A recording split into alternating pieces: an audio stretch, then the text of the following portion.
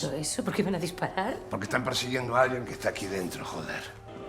It's another morning in Madrid and people are going through their daily lives. Salesman Sergio is calling a client to tell them about his latest wares. Vagrant Israel is kicked out by the police for sleeping on the streets again. Gambling addict Trini asks the grocer to put today's expenses on her bill. And young Alina is telling her friend on the phone about the date she's going on with a guy she met online. When Alina's phone runs out of battery, she decides to enter a bar to have a coffee and ask if employee Sader may have a charger he can lend her. Right behind her, a coughing sick man also enters the bar and rushes to the bathroom, making owner Amparo angry because people are always using her bar's toilet without buying anything. Israel suddenly barges in as well because he knows Amparo will feed him for free, and his constant loud quoting of the Bible is an annoyance for everyone there, including an impatient bank clerk, a street cleaner, and former cop Andres, but it doesn't seem to bother Nacho because he has his headphones on. Sergio and Trini come into the bar, and Trini is ready to spend all the money she has left on the bar's slot machine. When the bank clerk gets tired of waiting for his breakfast, he decides to leave without eating, but as soon as he steps outside, he's shot.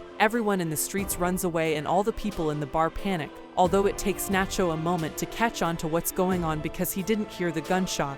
There's no signal inside the bar, meaning they can't call the police, so the street cleaner decides to go out anyway. Unfortunately, while he's checking on the bank clerk, he's shot as well. Israel laughs and continues to quote the Bible as the others panic and throw themselves on the floor just in case. In fact, Israel wants to leave since he has church today, but Amparo convinces him to stay by offering him more food and promising to talk to the priest later. Trini carefully reaches for the remote and turns on the TV, but as she surfs through the channels, the group notices something very weird. Nobody is talking about the deaths that just happened in the middle of the streets of Madrid, which is incredibly suspicious. While everyone argues about it, Trini looks outside and finds something even more suspicious. The bodies are gone, and there isn't even a drop of blood left. They don't understand why somebody came by to pick up the bodies, but didn't check on them, and the group tries to keep itself busy by watching TV or chatting while waiting for help. Sader begins throwing crazy theories around, wondering if this is a dream or if they've been abducted by aliens, or even the government. After Amparo slaps him to make him see sense, the group starts going over the facts. Alina thinks maybe the two guys were connected, but it doesn't sound likely for a street cleaner and a bank clerk. Sergio, on the other hand, realizes that maybe it's not a criminal who is doing the shooting, it's the police. They may have received a tip-off saying an important criminal is inside the bar, but they don't know who it is, so they shoot anyone that comes out. If it's someone very dangerous like a terrorist carrying a bomb, they can't risk letting them out. It would explain why the area has been evacuated and why the cops aren't bursting in to catch them. As everyone discusses this theory, Nacho decides to hide his bag before they find it suspicious, but he's caught red-handed. Sergio and Andres hold Nacho while Sader grabs the bag, but he doesn't dare to open it. Amparo takes it from him and opens it herself, finding a bunch of clothes and a hard disk. Nacho swears it's just work files, but as another argument begins over what to do with it, Alina takes it, throws it on the floor, and repeatedly steps on it until it's destroyed. Then she calls everyone babies for obsessing over dumb theories. However, Nacho is angry that he was found suspicious just because of his beard, and because he ignored the shot, thus he points at Sergio's suitcase to make the same accusation. Amparo takes the suitcase and Sergio tries to get it back, causing Tassadar to jump in to defend his employer, and Sergio hits him instead. Andres takes out a gun to make him stop, and everyone is so shocked that Israel takes the chance to steal the suitcase. After quoting the Bible again, he opens it, only to reveal a bunch of lingerie. That's the product Sergio sells. At that moment, a weird noise comes from the bathroom.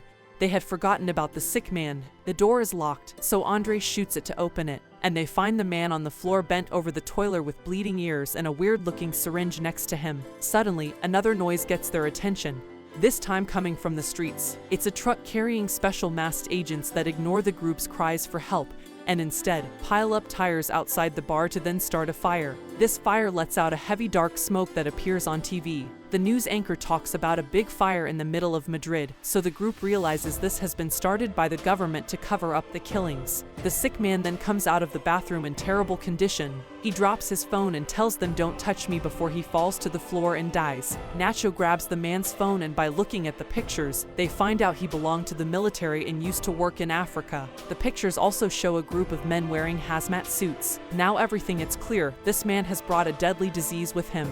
That's why the area has been evacuated and anyone from the bar is shot. Most likely, all of them are already infected, and the government is covering it all up. Thinking they're going to die, everyone goes back to trying to keep themselves busy while waiting, and Israel prepares the sick man for funeral prayers, which includes putting coins over his eyes. Elena and Nacho have the sick man's phone, which only has 10% battery left, and they decide to try to find a signal. Nacho manages to do it by standing on a chair near a higher part of the bar ceiling, so he calls a co-worker to explain the TV is lying. Thinking Nacho's not being urgent enough, Sauter takes the phone from him and begins desperately yelling for help, which makes the co-worker think it's a prank and hang up. Nacho doesn't think there's enough battery left for another call, and the two men begin fighting over the phone until the chair breaks, and they fall, pushing everyone back in the process. This makes Trini hit the slot machine and hit the jackpot, getting it to expel a bunch of coins that Israel begins picking up.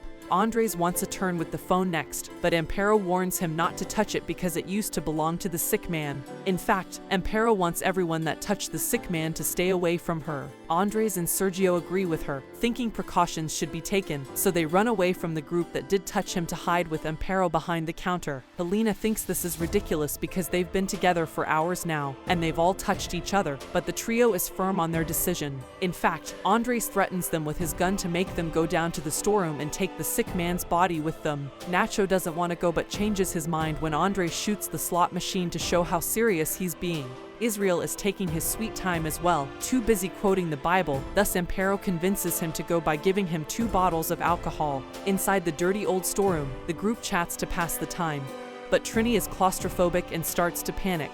She climbs the stairs and begins hitting the door to no avail, and in her desperate flailing, she accidentally hits a box of bottles, breaking them. Nacho notices that there isn't a pool of liquid form, which means there must be a drain that they managed to find after moving some stuff aside. After they remove the lid, they discover it's connected to the sewers and not very deep, so Israel volunteers to go down there. He takes off his clothes and leaves his bag of coins behind before covering his body with oil. Then he attempts to go down the drain. No matter how hard the others help him by pushing though, the space is too narrow for Israel and now he's stuck. Suddenly, they hear noises coming from upstairs. It seems a group of people has entered the bar and is shooting Amparo, Andres, and Sergio. Then, they notice the temperature getting warmer and smoke coming from the door. A fire has been started inside the bar to disinfect it. At this rate, they'll suffocate soon, so Elena, Nacho, and Sauter put their strength together to get Israel out of the drain in order to allow air to come in from the sewers. Trini's going through another anxiety attack and tries to open the door, getting her hands burnt in the process. They cover her burns with oil and wrap her hands with toilet paper while waiting for things to calm down. Once they don't hear any more noises upstairs, Nacho opens the door with a broom and finds the burnt bar but no sign of the bodies. The door has been taped out by the agents, meaning they can't see what's going on inside.